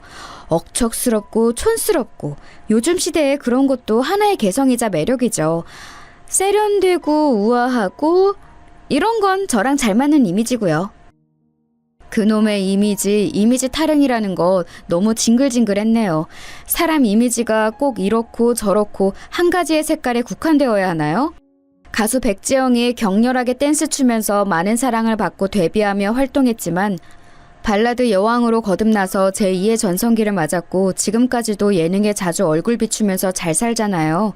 꼭 사람이 한 가지에만 갇혀서 살아야 할 필요도 없고 남의 시선이 두려워서 다른 모습을 못 꺼내 보이며 살 필요는 더욱 없지요. 그런데 동서는 자꾸만 저에게 억척스럽다느니 촌스럽다느니 덩치가 조금만 더 좋았으면 여장군이었을 거라느니 뭐 그런 소리를 자주 했었어요. 얼굴만 봤다 하면 꼭 그런 얘기를 빼놓지 않고 했습니다. 처음에는 몰랐는데 시간이 지나다 보니까 이런 생각이 조금 들더라고요. 어라? 혹시 동서는 내가 다른 이미지를 가지기를 원하지 않는 건가? 나는 촌스러워야 하고 너는 세련된 사람이고 꼭 이렇게 나누고 싶어서 자꾸만 그런 생각을 주입시키는 것 같다는 짐작이 드네. 어느 날 문득 그런 짐작이 들면서부터 저는 동서가 왠지 모르게 불편해졌죠. 그런 마음이 들고 나서 동서를 만난 주말이었는데 제가 예전에 알고 지냈던 친한 언니한테서 안 입는 옷을 한 번 선물 받은 거 그걸 입고 나갔거든요. 그런데 그게 그 당시에 좀 유행을 타던 브랜드였던 거예요. 동서가 단박에 그 사실을 알아채고는 저를 향해 이렇게 말했습니다. 아시는 분이 형님한테 이걸 줬다고요? 아이고 아까워라. 이런 좋은 옷의 가치도 모르는 데다가 전혀 안 어울리는 사람한테 이게 가니까 정말 아까운 마음이 다 드네요. 최근에 유행하는 스타일이라서 형님하고는 이미지가 맞지도 않는데 그냥 입지 마세요. 나는 이 옷이 편하고 괜찮은 것 같은데 내 이미지하고 어떻게 안 맞는다는 거야, 동서? 잘 입고 온 사람한테 괜한 트집을 잡는 거 아니야? 좀 너무하네. 어머나 형님, 오늘따라 왜 그렇게 갑자기 표정을 싹 굳히면서 저한테 따지듯이 물어보세요? 혹시 오해하시는 거 아니죠? 저는 형님한테 일부러 그러는 게 아니고 옷이 정말 너무 안 어울리는 데다가 형님은 그 브랜드가 어디서 어떻게 유행이 시작되었는지 이런 내용도 전혀 모르시는 분인데 여러모로 안타까워서 진심을 담아 말씀드린 거예요. 그렇게 인상 구기시면서 저한테 따지시면 자격지심 있으신 걸로 저도 오해할 수가 있어요. 지금 생각해도 그 순간이 정말 어이가 없네요. 에이씨, 그때 동서에 싸대기라도 한 대 날렸어야 했는데 저는 기껏해야 그런 거 아니야 라는 정도로 크게 말을 하고 돌아섰던 것 같습니다. 이래서 첫인상이 중요하다, 첫 단추를 잘 꿰어야 한다 이런 말이 있는 거겠죠. 동서가 말을 좀 함부로 하고 약간 건방진다는 건 처음부터 알아봤었지만 제 남편의 동생, 그러니까 제 시동생의 얼굴을 봐서 참았던 거고요. 시간이 좀 지나면서 동서가 저를 깔본다는 느낌을 받았을 때부터는 속으로 동서가 많이 철이 없고 그런 쪽으로 인성이 상당히 부족한 사람이라고 여겨서 제 딴에는 측은한 마음으로 참아주었던 거예요. 제가 윗사람이니까 측은지심을 가지고 좋게 넘어가면 될 것 같았죠. 하지만 누울 자리 보고 발 뻗는 동서의 만행이 계속되었던 겁니다. 결국 저는 괜히 이런저런 이유를 붙이며 나쁜 사람 되기 싫어서 상황을 자꾸 좋게 해석하고 끌어가다가 가만히 있었더니 가만히로 보더라 이런 상황을 자초하고 말았습니다. 오묘하게 꼬여버린 동서와의 인연, 그 시작을 찾아보자면 당연히 제가 시댁에 발을 들였을 때를 돌아봐야겠죠. 시댁에서 얽힌 인연이니까요. 시댁은 충청도입니다. 시부모님께서는 이런저런 집안 사정 때문에 충청도와 서울을 오가면서 도중에 지내시긴 하셨으나 어쨌든 충청도 분이세요. 거기서도 시골이요. 남편은 삼형제라서 위로 형이 또 있습니다. 집안의 첫째가 제 아주버님이세요. 결혼은 안 하셨어요. 시부모님께서는 아주버님의 탄생 때문에 결혼하신 부부예요. 아이가 생기셔서 얼른 부부의 연을 맺으셨고요. 8살 터울로 남편이 태어났습니다. 아주버님을 낳고 나서는 열심히 일하고 서울을 오가면서 지내시느라 정신 없으셔서 둘째를 늦게 가지신 거라네요. 그리고 마지막으로 남편보다 2살 어린 막내가 태어났죠. 제 시동생이 말입니다. 시동생은 어렸을 때부터 덩치가 왜소했고 발달이나 성장이 다 느렸기 때문에 시댁 식구들의 걱정을 독차지한 존재였다고 해요. 시부모님께서는 어렸을 때 몸이 작고 약했던 막내 아들에게 유독 애틋함을 가지고 계시고요. 그리고 희한하게 남편은 내가 뭘 크게 해주지 못한 형이라서 미안하다는 생각을 가지고 있더라고요. 왜 그런 것인지 저는 당초에 이해를 할 수가 없지만요. 다 크고 나서는 더 이상 옛날의 극도로 소심하고 유약한 모습은 사라졌지만 여전히 내성적이고 조용조용한 것만은 여전한 시동생이었기에 막연히 참한 여자와 결혼을 하리라고 시댁 식구들은 여겼다고 합니다. 그러나 전혀 아니었어요. 이런 걸 뭐라고 해야 할까요? 얌전한 고양이가 부뚜막에 올라간다? 이렇게 표현하기에는 애매한 것 같지만 어쨌든 아주 의외의 상황이 펼쳐졌습니다. 제 동서 자리에 엄청난 깍쟁이가 들어온 거예요. 어디서 귀한 공주님 대접이라도 받고 자란 사람처럼 처음에 딱 그렇게 굴었었죠. 사람이 차분한 맛이 전혀 없고 너무 깍쟁이처럼 굴길래 저는 시동생이 동서 같은 사람하고 결혼하기로 했다는 것을 도저히 믿을 수 없었을 정도였습니다. 당연하다면 당연하게 저는 동서가 시동생과 아직 애인 사이이던 시절에도 본 적이 있었어요. 그래서 더 믿을 수 없었죠. 그때 그 여자랑 결혼을 하겠다고? 왜? 이런 생각만 들었었네요. 어쩌다 보니 시동생이 동서하고 저희 부부 신혼집 근처에서 데이트를 하고 있었어요. 시동생이 소심하다지만 자기 형과 형수한테 근처에 온 김에 연락도 못할 정도는 아니었거든요. 그래서 저희 부부를 찾았는데 그때 마침 남편은 없었기 때문에 저만 2사람을 만났습니다. 동네에서 닭을 맛있게 튀기는 호프집으로 제가 안내를 했죠. 시동생의 여자친구라는 존재들을 짧게 2명 각각 한 번씩 만나본 적은 있었으나 모두 조용조용했는데 나이 먹고 나서 사귄 이번 여자친구는 어딘가 무척 활발하다는 인상부터 받았습니다. 자기는 호프집의 아저씨 냄새와 맞지 않는다고 했어요. 웬 아저씨 냄새 타령인가 싶었죠. 하지만 제가 오늘은 참고 적응을 해볼게요. 저를 위해 신경 써주신 분의 호의를 저버릴 수는 없으니까요. 이 정도는 사회생활의 기본이라고 생각합니다. 곧이어 동서는 자기가 대단한 선심을 쓰는 것처럼 말을 했어요. 저를 보면 미소를 짓는 그 얼굴은 마음씨 넓은 내가 참아줄게 이런 표정이었으니까요. 제가 아는 시동생이라는 인물과 너무나도 상반된 여자인데 이게 어떻게 된 조합일까 싶어서 저는 아리송했습니다. 닭 요리를 좋아하는 시동생답게 치킨을 잘 먹더라고요. 그래서 제가 그 호프집을 찾은 거였고요. 저는 시동생을 보면서 흐뭇하게 지갑을 꺼내 들었습니다. 남편이 자기가 불참하는 대신 저보고 가서 돈 좀 내라고 했거든요. 그때 동서가 문득 제 지갑을 보고 화들짝 놀라며 이렇게 말했습니다. 잠시만요. 그 지갑이요. 혹시 구찌 아니에요? 와, 그 디자인은 완전히 구찌 클래식인데? 어떤 거요?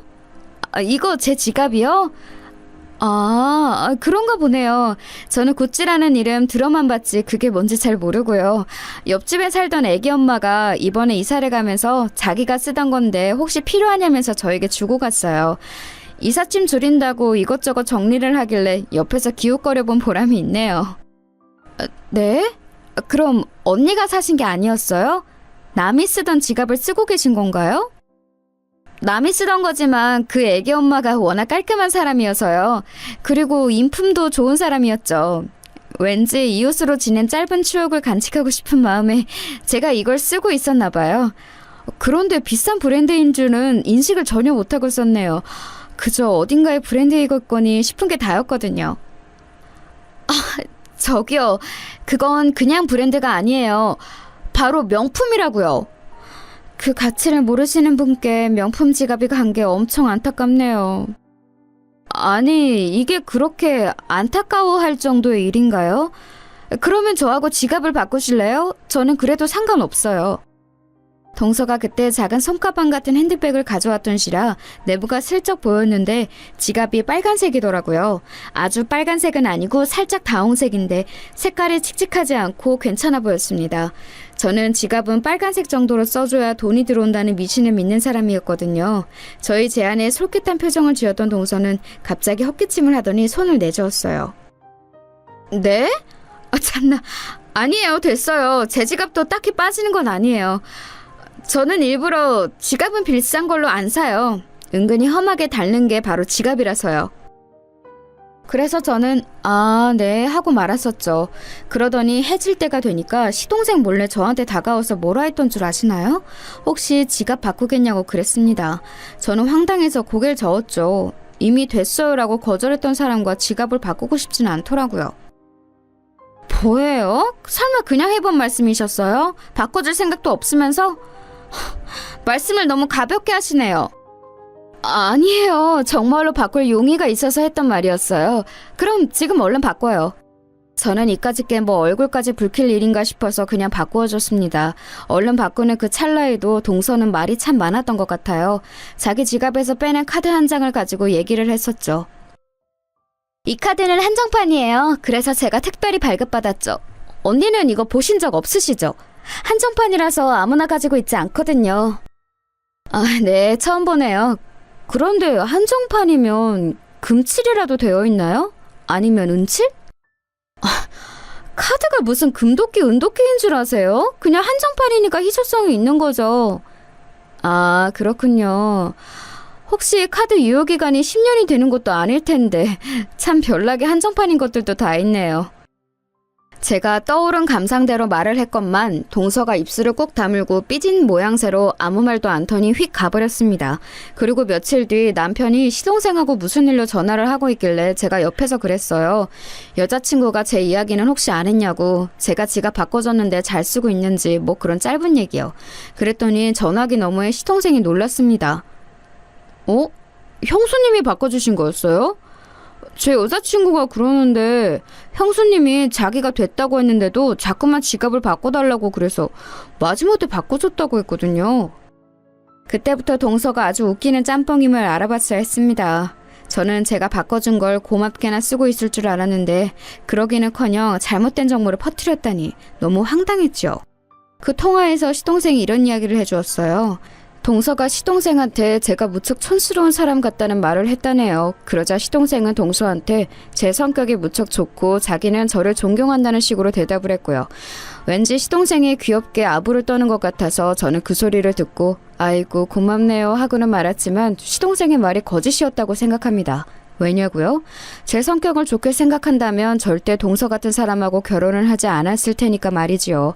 알고 보니까 두 사람은 이미 결혼 이야기를 하고 있었다네요. 그러니까 동서는 호프집에서 저하고 시간을 보냈던 그날에 이미 저와 한 집안 식구가 될 것이라 생각하고서 어느 정도 기선제압에 들어갔던 것 같았습니다.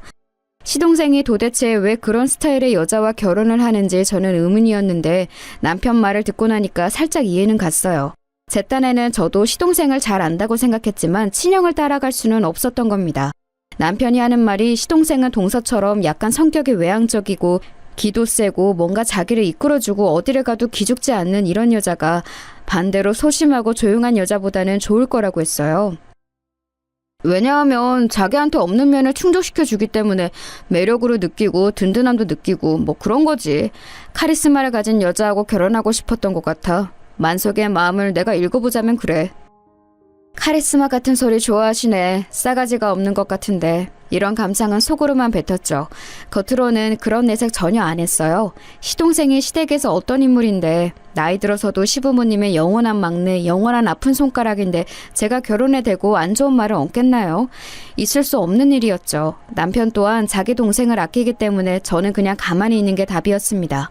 앞으로 동서하고 싸우지 말고 잘 지내는 게 능사라는 생각도 마치고 있었죠. 그런데 동서는 결혼할 때도 무척 유난이었어요. 자기가 원하던 예식장이 아니라는 이유로 울고불고 난리도 아니었습니다. 가격을 적단선에서 맞추면서 동서가 부르짖는 그 취향에 맞는 예식장을 잡으려면 기간을 1년 가까이 기다려야 했어요. 저는 그런 돌아가는 상황을 자세히 모르고 있었는데 시어머니께서 전화를 주시는 바람에 알게 됐습니다. 지금 상황이 이런데 애미야, 네 생각은 어떠냐? 글쎄요. 저는 잘 모르겠어요, 어머님. 근데 1년은 너무 멀지 않아요? 예식장 솔직히 그거 뭐가 중요한가요? 지금 잡으려는 것도 제가 보기엔 괜찮던데요? 아니지. 사실 괜찮고 말고 따질 것도 없이 너무 무난한 곳이에요. 그래? 내 생각도 거의 그런데 애미가 그렇게 말해주니까 가닥이 좀 잡히는구나. 오냐, 고맙다. 시어머니께서 딱 그렇게만 말씀하셔서 저는 알아서 되겠지 하고 말았습니다. 남편이 시동생을 통해서 언뜻 듣기로는 동서가 자기는 미국에서 살다가 왔기 때문에 럭셔리한 걸 좋아한다고 했다고 합니다. 미국에 사는 자기 친척들은 결혼식을 얼마나 멋지게 했는 줄 아냐면서 특히 3년 전에 자기 외사촌 오빠가 미국에서 결혼했을 때가 장난 아니었는데 그게 생각나서 허접한 결혼식은 하기 싫다는 주장이었지요. 그 결혼식 수준의 반만 되어도 좋겠다는 거라서 자기가 큰 욕심 부리는 거 아니라고 그랬습니다. 빚을 내서 하시든가 말든가 알아서 하겠거니 싶었는데 어쨌든 다들 동서의 의견에 반대를 해서 결국 원래 예약을 잡으려던 예식장에서 결혼식을 올리게 됐습니다. 결혼식 당일 시어머니께서 환하게 웃으시며 말씀하셨죠. 여기가 아주 볼수록 너무 괜찮네. 교통편도 좋고 음식 가짓수도 마음에 들고 깔끔해서 다들 표정들도 밝아. 내가 우리 애미 말대로 하길 잘했다 싶더라. 갑자기 저에게 공을 돌리신 시어머니. 그 의도 자체는 감사했지만 문제는 바로 동서의 앞이었다는 거겠죠.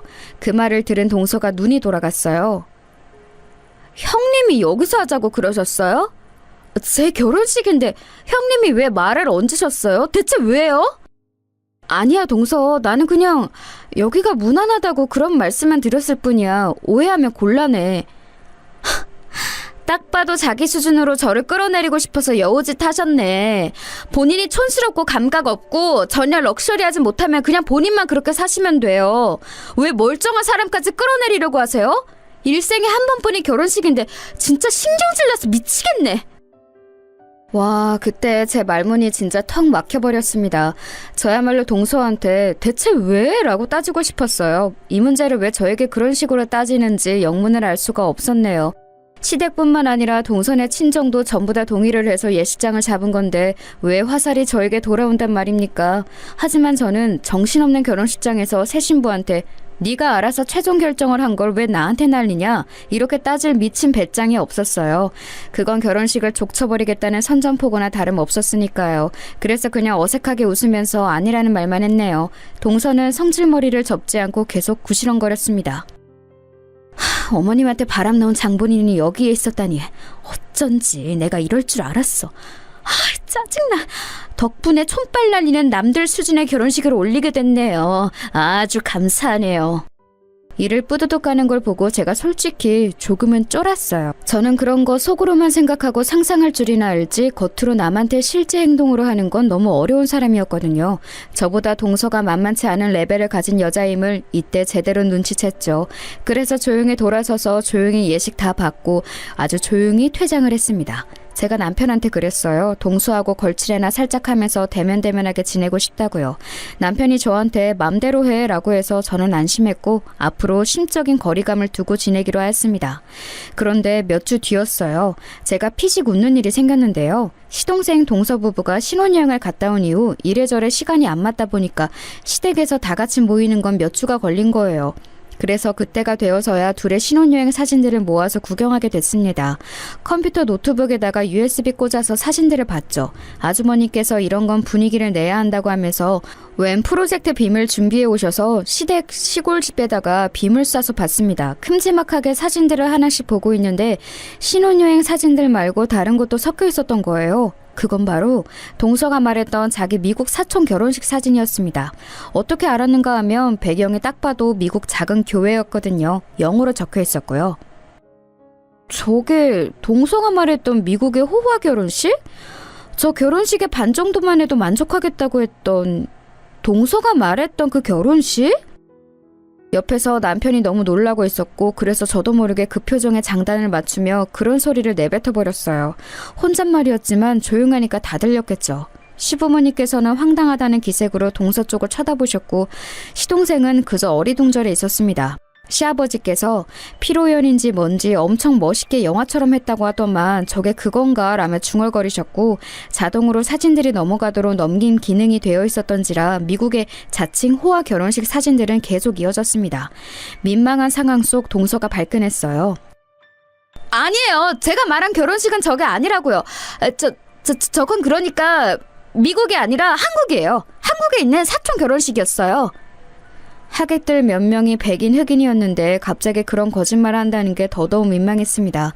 동서는 미국 친척들은 전부 갑부다라면서 얼굴이 달아오른 채 열변을 시작했고 만약에 친척들이 진짜 갑부였으면 예식장 잡을 때 예상 고려 따위 안 했을 것이므로 그게 거짓말이라는 것은 너무나도 자명했죠. 시어머니께서 민망해 죽겠다는 표정으로 손으로 얼굴을 가리셨어요. 그때 아주버니께서 호탕하게 말씀하셨습니다. 그래요. 저기가 미국인지 한국인지 사진이 너무 작아서 잘 보이지도 않는데 알게 뭐요. 그렇죠. 역시 말씀을 잘해주시네요. 감사합니다. 나는 어렸을 적부터 땅바닥에 개미 눈알도 다 보던 사람인데 이제 나이가 들어서 영 눈이 침침해졌지. 잘 보이지도 않어. 아주버님의 말씀에 동서가 민망함을 모면했다고 여겼는지 무척 반색했어요. 환하게 웃으면서 이제 정상적으로 이어지는 신혼여행지의 사진들을 보았고 자기가 장소 소개도 해주더군요. 아무것도 모르는 것 같길래 제가 망설이다가 집에 갈 때가 되어서 동서의 귀에 아무도 몰래 속삭여 주었습니다. 동서, 아까 아주버님이 하신 말씀... 그거 사진이 너무 커서 배경이 미국인 거 다 보인다는 뜻이었고 시력도 워낙 좋으셔서 잘 보인다는 뜻이야. 네? 그게 무슨 말씀이세요? 왜 아주버님의 발언을 형님이 멋대로 꼬아서 해석하고 이간질을 시도하시는 거예요? 형님, 인상은 참 순박해 보이시는데 이러실 줄 몰랐네요. 동서가 저를 오해하고 코웃음을 치길래 저는 아무 말 없이 어깨를 두드려 주었습니다. 그러자 흠칫하더라고요. 그리고 이틀 뒤 동서에게서 연락이 왔어요. 생각해보니까 아주버님이 자기를 놀리신 거였는데 그 의미를 못 알아들었고 제 도움 덕분에 알아차릴 수 있었다면서 고맙다고 그러더군요. 그러면서 앞으로 동서지간끼리 잘 지내보자고 동서가 먼저 말을 해왔습니다. 거기다 대고 제가 거절할게 이럴 수는 없잖아요. 그래서 저는 그래 그러자 대답을 해줬지요. 동서는 어땠는지 몰라도 저는 그런 대답을 해놨으면 기본 도리는 앞으로 해야 된다고 생각이 드는 사람이었어요. 그래서 맛있는 과일이라도 생기면 예의상이나마 동서에게 연락을 했습니다. 날씨가 궂은 때이면 비 피해 없게 조심하라는 안부도 남겼고요. 그런 난안을 쌓아가면서 저는 동서와 그런대로 잘 지내는 사이가 된 줄 알았습니다. 옆에서 저를 지켜본 남편도 대면다면하게 지낸다고 할 땐 언제고 사이 좋네 이렇게 말을 해주었고요.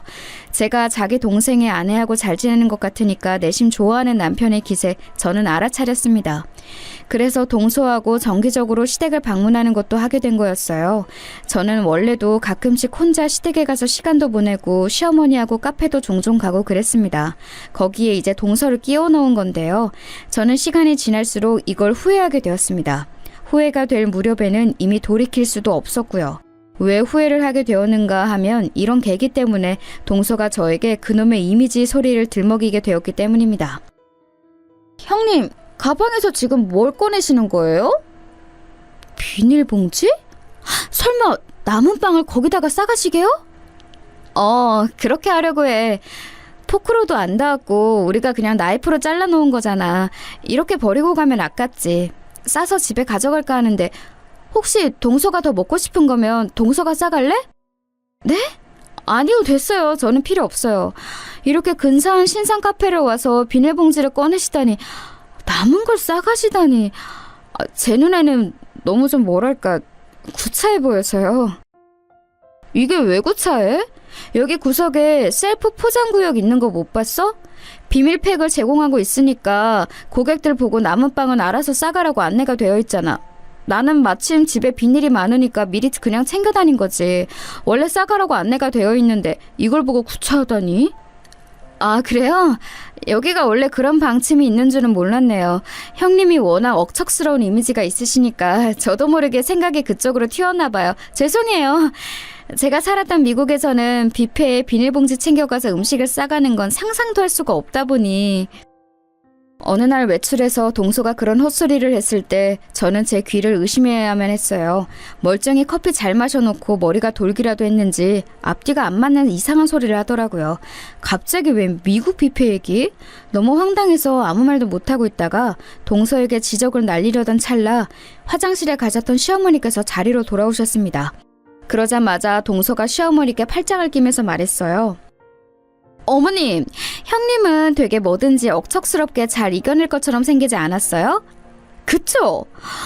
동생만 5 정도 딸려있는 집안의 장녀라서 돈을 벌기 위해 시골집을 떠나 상경한 이후로 이를 악물고 앞만 보고 달려오며 10원 한 장 허투루 안 쓰고 양말이며 속옷을 다 해질 때까지 입을 것 같은 그런 이미지예요. 너는 말을 참 요란스레한다. 여기 큰애미는 말을 시끄럽게 안 하니까 너보다야 차분하고 진중하기는 하지. 저는 워낙 도시 여자라서 그래요. 어디 도시 여자 얘기만 한가요? 미국 여자 얘기도 하죠. 이제 보니까 저하고 형님은 근본부터가 다르네요. 그래서 제가 자꾸 형님이 이질적으로 느껴지면서도 순수한 호기심이 생겼었나 봐요. 저에게는 날 때부터 없었던 촌스러움, 그 정겨운 촌티라는 것이 형님에게서 느껴져서 볼 때마다 구수하고 마음이 편해지는 것 같아요. 당최 무슨 소리인지는 모르겠지만 아무튼 큰애미가 사람 마음을 불편하지는 않게 해. 그거는 맞아. 저를 칭찬하는 듯 저의 장점을 말해주는 듯 하였지만 가만히 잘 짚어보면 그건 결국 저보고 촌스러운 여자라며 욕을 하는 것이었어요. 근데 동서가 웃으면서 말을 하는 데다가 시어머니께서 계시니까 제가 그런 생각을 냉정하게 하지는 못하겠더라고요. 동서가 뭔 놈의 헛소리를 하든 간에 그저 헛소리에만 그치면 상관이 없었는데 문제는 이거였습니다.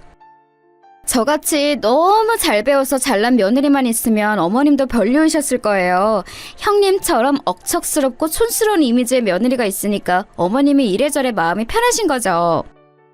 그런가? 듣고 보니 네가 하는 소리가 맞네. 둘이 다르기는 해. 동서가 자꾸만 그렇게 말을 하니까 시어머니께서도 어느새 당신의 안에서 제 이미지를 억척스럽고 촌스러운 것으로 보시게 되었더라고요. 동서가 워낙 그런 스타일이 아니다 보니까 확 비교가 되어서 더욱 그렇게 여겨지셨겠죠. 처음에는 그러거나 말거나 대수롭지 않게 여겼는데 시간이 지날수록 은근히 부하가 치밀었어요. 시어머니께서 어느 날 서울에 사시는 먼 친척으로부터 화장품 선물 세트를 받으셨는데요. 식구들끼리 다 같이 모였을 때 세트 중에서 향기나는 로션을 꺼내시면서 저의 며느리 2명을 부르신 거예요. 이런 건 젊은 사람들한테서나 요새 유행하는 것이지 나이 든 시골 사람이 쓰기에는 민망하다고 하시면서 저희에게 주려고 하셨습니다. 동서는 그게 백화점 브랜드인 것을 알아보고는 무척 좋아했어요. 냉큼 받아들더라고요. 저는 그런 걸 크게 안 따지는 사람이니까 그저 마음 감사하다며 받아들려고 했습니다. 그런데 그 순간 근데 큰애미 너는 요새 유행한다나 뭐라나 하는 이런 건 별로 필요가 없지? 저한테 이렇게 물어보시는 게 아니겠어요? 그런데 제가 그때 마침 로션을 새로 산 지 얼마 안 된 때였어요. 한 개를 사면 비싼데 두 개를 사면 저렴하게 구입이 가능해서 그렇게 했거든요. 새 것이 두 개나 있던 때라서 저도 모르게 엄청 필요하지는 않아요 라는 식으로 답을 해버린 거예요. 그러자 시어머니께서 웃으시며 제 몫의 로션을 동서에게 건네셨습니다. 이런 거 잘 쓸 줄이나 아는 애가 써야 맞는 거겠지. 그래, 네가 둘 다 쓰렴. 그게 낫겠다. 네, 어머님 감사히 잘 쓸게요. 저는 유행도 엄청 따지고 화장품 브랜드가 뭐뭐 있는지 그런 거를 다 꿰고 다니거든요. 아무거나 저렴하고 용량이 크면 따지지 않고 막 쓸 것 같은 이미지의 형님하고는 제가 딴판이죠. 아, 형님은 왠지 억척스럽게 다 써가는 로션통 거꾸로 세워놓고 마지막 한 방울까지 다 쓰실 것 같아요. 생각해보니까 너무 웃긴다. 치약도 막 가위로 잘라서 속을 파서 쓰시는 건 아니겠죠? 그런 게 너무 어울려요. 억척이 형님. 자기 멋대로 저를 억척이라고 하더니만 그날 헤어지면서도 저에게 억척이 형님 잘 가세요라고 이러더라고요. 지금 생각하니까 정말 어이가 없어요. 그건 완전 싸우자는 신호 아닌가요? 하지만 저는 그때 재미있다면서 깔깔 웃는 동서가 정말로 무척 재미있어 보여서 에휴 이 철없는 거사 내가 참자 이러고 말았던 것입니다. 동조하지 않는 게 동서의 빈약한 지적 수준을 따라가지 않는 방법이라 생각했기 때문이에요. 하지만 앞서 말씀드렸듯 가만히 있던 저를 가만히로 보더라고요. 그리고 선동이란 참 무서웠고 군중심리라는 것도 무서웠습니다. 동서가 하도 자꾸만 저를 억척이, 촌티 이런 걸로 부르니까 온 식구들이 운영 중에 저를 그렇게 인식했어요. 단체로 모처럼 가족 나들이를 갔을 때 관광지 식당과 앞을 지날 때에도 어느 집에서 구수한 청국장 냄새가 진하게 풍겨오니까 동서가 큰 목소리로 나는 미국 입맛이라 전혀 못 먹는 음식이지만 딱 봐도 우리 형님은 잘 드실 것 같은 냄새가 난다. 그쵸? 형님이 국물 한 방울 안 남기고 잘 드실 것 같은 냄새가 나죠? 이렇게 외쳤거든요. 그런데 시부모님께서 너털 웃음을 터뜨리셨어요. 같이 나들이를 온 시아버지의 사촌 형제분들도 웃으셨고요. 눈치가 있는 건지 없는 건지 그 와중에 시동생은 수줍게 웃으면서 이런 말이나 했습니다. 형수님이 요리를 잘하시잖아. 청국장 같은 것도 잘 끓이셔. 내가 예전에 형수님이 끓여주신 청국장을 먹어봐서 알아. 비록 청국장이 너무 진해서 많이 먹지는 못했지만 솜씨는 정말 좋으셨지. 형수님은 못하시는 게 없어. 어머 청국장이 너무 진했다고? 여보, 역시 우리 형님은 억척스럽고 촌스럽고 이런 것에 그치지 않고 구수하기까지 한 분이 맞나봐.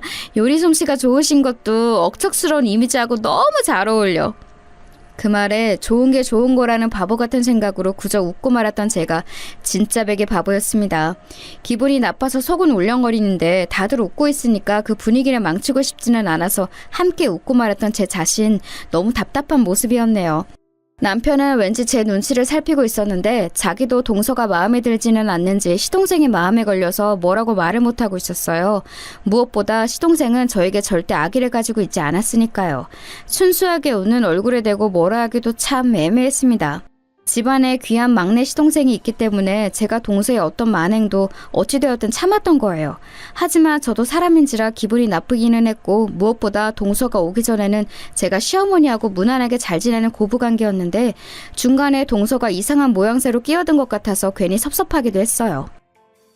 분명히 동서는 내가 어머님하고 셋이 여자끼리 어울려 다니자고 그랬을 때 나이 든 사람이랑 놀러 가봤자 효도 외출이나 더 되겠냐고 하면서 시큰둥하게 투덜거렸었는데 그걸 어르고 달래서 같이 데리고 다니기 시작한 건 나였는데 이제 보니까 괜히 그렇게 했어. 굴러 들어온 돌이 박힌 돌을 빼는 격이잖아. 가만히 생각을 정리해보니까 초장부터 동서는 막무가내식으로 거침없이 싸가지 없이 자기 위치를 딱 잡고 행동했던 게 아주 유해했던 듯 싶더라고요. 저는 그 기세에 눌려서 한 발 뒤로 물러난 채 서열을 양보한 셈이었고요. 여러모로 후회가 밀려들었고 저는 초심을 되찾기로 했습니다. 제가 처음에 품었던 생각, 동서와 대면대면하게 멀리 지내자는 것이었죠. 괜히 휩쓸릴 필요가 없을 것 같았어요. 그래서 동서에게 따로 연락을 안 하기 시작했고 시어머니께는 개별적으로만 연락을 드렸어요. 시어머니께서 저에게 텔레비전 저녁 방송에서 나온 장소를 가고 싶다 하시면서 젊은 애들이 사진을 많이 찍으러 가는 곳이라고 덧붙이시길래 동서하고 가시라 그랬습니다. 동서는 그런 걸 잘 알고 좋아하니까 안성맞춤이라고 했죠. 그랬더니 사흘 후였나 아니면 나흘 후였나 동서에게 연락이 왔어요. 형님, 왜 요새 연락도 안 주시고 제가 연락드려도 거의 무시를 하세요? 문자에 답장을 안 하시더라고요. 결국 그래서 제가 이렇게 전화를 다 드리게 되었네요. 그래, 동서 귀한 전화를 다 주었구나. 너무 황송해. 그런데 무슨 일이야? 형님 뭐예요? 설마 지금 비꼬시는 건가요? 아니시죠? 저는 형님이 안 계시니까 외롭고 쓸쓸한 마음에 전화를 드린 건데 이런 저에게 그런 냉랭한 태도 너무 아니라고 봅니다. 마음 곱게 쓰시면 좋겠어요. 이제 왠지 동서의 화법을 잘 알 것도 같아졌어요. 결코 이해가 되었단 말은 아니고요. 그냥 이 뜬구름 잡는 헛소리 자체가 동서의 화법이라는 것을 알게 되었다는 의미였죠. 괜히 제 속을 뒤집어 놓으려고 아무 소리나 짓거리는 것이었습니다. 그래서 제가 아무 대답도 안 했어요. 자기 혼잣말을 계속하거나 말거나 그냥 두었더니 동서가 민망한지 헛기침을 하면서 말을 이었습니다. 마음 넓은 제가 이해하고 넘어갈게요. 아무튼 형님, 왜 저에게 어머님을 맡기셨어요? 저보고 어머님 모시라고 그러셨다면서요? 어머니께 다 들었어요.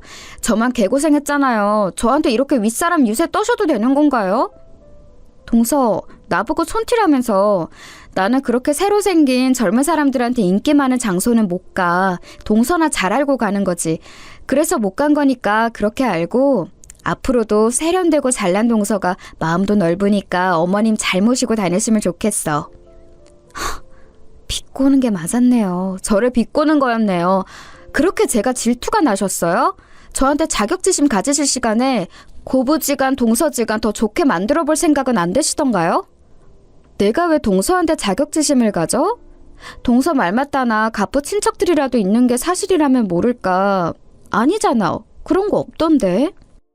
저도 모르게 그런 말이 줄줄 나가버렸습니다. 그리고 아차 싶었어요. 너무했나 싶은 거였죠. 동서는 아무 말도 않고 화가 난 숨소리를 씩씩 뱉더니 전화를 끊어버렸습니다. 저는 마음이 너무 불편했어요. 그래서 동서한테 미안하다고 문자도 보내놨죠. 전화를 안 받길래 그렇게 안 거였네요. 하지만 동서는 답장을 주지 않았고 저는 시댁에서 다 모일 때 맞춰서 동서를 봐야겠다고 생각했습니다. 주말 아침 일찍 시댁에 도착을 했는데 시부모님께서 마늘을 정리하고 계셨어요. 이웃에서 마늘을 잔뜩 주고 갔는데 싹 다듬고 까서 다진 다음에 냉동실에 얼릴 계획이시더라고요. 세상에, 점심때 다 같이 나가서 밥을 먹기로 했건만 이걸 두 분이서 언제 다 하겠어요. 그래서 제가 얼른 도와드렸죠. 시어머니께서는 믹서 돌리시고 시아버지께서는 껍질 정리며 그런 것들을 주로 하시고 어쩌다 보니 제가 가장 힘든 껍질 까는 걸 맡았습니다. 두 분보다 제가 빠르고 잘하니까 이게 낫더라고요.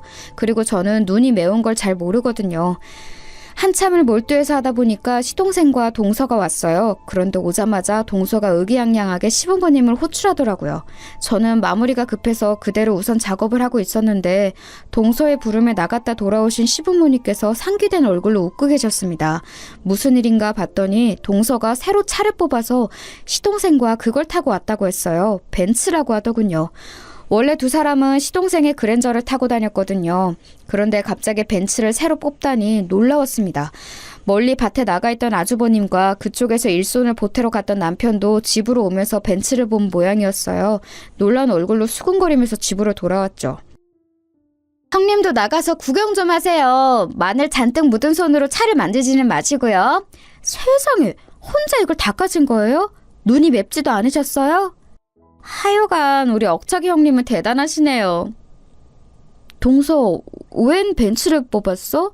아직은 한창 둘이서 함께 돈 모으는 재미에 빠져있을 신혼인데 혹시 친정 가족들이 타던 차야? 네? 장난하세요? 그럴 리가 없잖아요. 생각하시는 것도 어쩜 그렇게 촌스러우실까. 당연히 제가 뽑은 신차이고요. 제 친정 부모님께서 지원해 주셨어요. 집안이 꽤 사는 편이라서 이 정도는 아무것도 아니에요. 형님은 이런 거 상상도 못 하시겠지만요. 가뜩이나 가만히 앉아서 마늘을 까고 났더니 어지러워 죽겠는데 그런 말까지 들으니까 머리가 핑 돌더라고요. 나가서 벤츠를 봤어요. 까만 게 빛이 나더군요. 딱히 뭐라고 할 말이 없어서 멋지다 하고서는 집으로 들어갔고 얼른 뒷정리를 한 뒤 손부터 빡빡 씻었습니다. 마늘 진액 냄새가 좀 나더라고요. 시댁과 멀지 않은 곳에 새로 생긴 매운탕 집으로 가는 것이라서 저는 별 생각 없이 마늘 작업하느라고 갈아입은 옷차림새로 나섰어요. 진짜 아무 생각도 없이 그러한 거였죠. 동서한테 다가가서 일전에 통화할 때 제가 좀 말이 심했다고 그 얘기를 할 참이었습니다. 동서, 그때는 내가 어름스럽지 못했어. 말을 뱉고 나니까 후회가 되더라고. 내가 미안했어. 아, 됐어요. 어차피 형님은 저를 처음부터 질투하셔서 제 결혼식장도 망쳐놓으셨고 아주버님이 저를 비웃으신 것도 일부러 굳이 저한테 알려주셨고 항상 저에게 자격지심을 갖고 계시잖아요. 아닌 척 좀 제발 하지 마세요. 형님이 억척스럽고 촌스러운 이미지인 걸 어떻게 아나요? 제가 세련된 도시적인 여자인 걸 어떻게 하겠냐고요. 형님과 저 사이에는 좁혀지지 않는 간극이 있어요. 그걸 좀 깨달으셨으면 해서 벤츠를 이번에 뽑은 거예요. 제가 벤츠라면 형님은 마티즈예요. 아까부터 돌 것 같던 머리였는데 이제는 터질 것 같았습니다. 제가 뭘 들은 건가 싶었어요. 온 식구들이 식당으로 출발을 하려던 참이었고 다들 집 밖으로 함께 나와 있었고 차를 어떻게 나눠서 타고 가느냐 그 기로에 서 있었어요. 그리고 저는 동서의 어처구니 없는 발언을 듣고 멍해져 있었고요. 그런 저를 돌아보면서 동서가 웃으며 쐐기를 박았습니다. 억척이 형님은 지금 마늘 냄새까지 진동하니까 당연히 제 차에 안 타실 거죠? 벤츠에 촌스러운 마늘 냄새 풍기면 안 되잖아요. 냄새도 뺄 겸 가급적 형님은 걸어오시는 게 어떠세요? 메뉴는 미리 시켜놓고 있을게요. 다른 식구들은 다 차를 타고 가는데 혼자서 터덜터덜 걸어가는 거 그거 형님 이미지하고 너무 잘 어울려요. 저도 모르게 주변을 두리번거렸어요. 그리고 시댁 현관문 근처에 시아버지께서 작업하고 그대로 두신 망치가 보였죠. 저는 그걸 집어들었고 망설임 없이 벤츠로 향했습니다. 아무도 저를 말릴 새가 없었죠. 저는 그대로 벤츠의 사이드미러 한쪽을 망치로 내려 찍었어요. 쾅 하는 소리가 세게 울리자 제 심장이 후련해졌습니다. 저는 멈출 수 없어서 미친 듯이 망치질을 했어요. 그 다음에는 운전석 창문에도 망치를 휘둘렸죠. 엄청난 소음과 함께 동서의 비명소리가 들렸습니다. 저는 미친 사람처럼 벤츠에 망치질을 해댔고 양쪽에서 저를 잡고 말린 남편과 시동생에게 붙잡혀 간신히 그만둘 수 있었어요. 시부모님께서는 너무 놀라신 나머지 뒷목 잡으시기 일보 직전이었고 동서는 울부짖었습니다. 이게 뭐하는 짓이에요? 당장 물어내! 내 벤츠 물어내! 내가 왜 물어내? 이거 물어낼까? 나는 먹고 죽을래도 없으니까 알아서 해. 경찰에 신고를 하든 어쩌든 네가 알아서 하라고. 근데 이거 하나는 기억해라. 너 한 번만 더 나한테 헛소리하면 이 망치가 그때는 네 차가 아니라 네 대가리를 향하는 수가 있어. 제가 생각해도 참 무서운 모습이었던 것 같아요. 미친 짓을 벌여놓고서는 눈을 크게 뜬 채로 씩 웃으면서 말을 했으니까요. 그러자 동서가 다리에 힘이 풀려서 바닥에 주저앉았고 남편과 시동생은 이 엄청난 사태에 어떤 반응을 해야 하는지 망설이고 있었습니다. 바로 그때 아주버님이 이렇게 말씀하셨어요. 아이고, 까불이니까 당연히 까불겠지. 그러니까 억척이가 까분 값을 반만 받아낸 거겠지. 억척스러워서 인신 한번 줬네. 그러자 동서가 입술을 깨무는 게 보였습니다. 이제 동서도 아주버님의 화법을 이해하고 있었거든요. 까불이는 동서 자신이었죠. 그간 동서가 까분 것에 비하면 벤츠를 망치로 부순 것 정도는 반 정도의 대가밖에 안 된다는 의미였습니다. 제 옆에 있던 시동생이 갑자기 저를 향해 머리를 숙여서 인사했어요. 형수님, 제가 죄송합니다. 제가 잘못했어요. 제 와이프가 형수님께 건방지게 굴고 있다는 것, 저는 그걸 잘 인지하지 못하고 있었던 것 같아요. 제가 형수님을 워낙 존경하고 좋아하니까 제 와이프도 그런 줄로만 알았습니다. 그러자 많이 놀라신 심장 부근을 손으로 쓸어내리시며 시어머니께서도 말씀을 보태셨어요. 동서 쪽을 힐끗 보시고는 저를 향해 이렇게 말씀하셨죠. 작은 애미가 미국 생활도 나는 5년 정도는 한 줄 알았는데 알고 보니까 1년 5개월을 살다가 온 거였고 미국의 친척들도 형편이 좋지 못해서 왠지 측은하게 느껴졌어. 작은 애미의 그런 사정을 사돈으로부터 몰래 전해 듣고 알고 나니까 좋게 대해주고 싶어서 내가 그간 큰애미 네 편을 옳게 못 들어줬구나. 내가 시어머니로서 미안하다. 알고 보니까 벤츠도 새로 뽑은 게 아니고 중고로 구매한 것이었더라고요. 그걸 듣고 나니까 왠지 몸에서 힘이 빠지는 것 같았어요. 분하다는 얼굴로 눈물을 뚝뚝 흘리는 동서를 보니 고개가 절레절레 지어졌습니다. 저는 아무 말도 많고 집에 가기 위해 차로 향했고요. 그러자 남편이 얼른 달려와서 저에게 조수석을 열어주었고 자기가 운전해서 집까지 갔습니다. 집으로 가는 내내 남편이 자기가 무심했다며 미안하다고 그랬어요. 시동생 눈치를 보느라고 동서가 저에게 건방을 떠는 거 모른 척할 때가 많았다며 이실직고를 했습니다. 벤츠를 망치로 부순 건 자기 선에서 알아서 할 테니까 저에게 신경 쓰지 말라고 했죠. 솔직히 제 성격상 일을 저질러 놓고 보니까 와 큰일 났다 싶었는데 남편이 그렇게 나와주니까 내심 반가웠어요. 벤츠는 남편과 시동생이 알아서 처분했고요. 기껏 데려온 중고차가 그렇게 돼버린 것에 대해 동서는 아무 말도 안 했다고 합니다. 나중에 알고 보니 시어머니께서 동서의 친정에 연락해서 이런저런 말씀을 하셨다네요. 그러자 동서는 자기 친정으로부터 호되게 한 소리 들은 모양이었어요. 한동안 기가 죽어서 두문 분출하였고 얼굴 볼 일도 없었습니다. 그러다가 시간이 한참 지나서 슬그머니 저에게 연락을 해오더군요. 저는 모르는 척 연락을 받아주었어요. 그러다 보니 적당히 대면대면하게 지내는 동서지간이 되었네요. 원래 의도했던 것이 이거였는데 너무 많은 길을 돌아왔지만 결국 이렇게 되었으니 잘 되었다고 해야 할까요? 이제는 시간이 많이 흘렀기 때문에 동서가 까불었던 일이나 제가 이성을 잃고 벤츠에 망치질을 했던 일은 시댁에서 그저 웃고 넘기는 옛날 사건이 되어버렸답니다.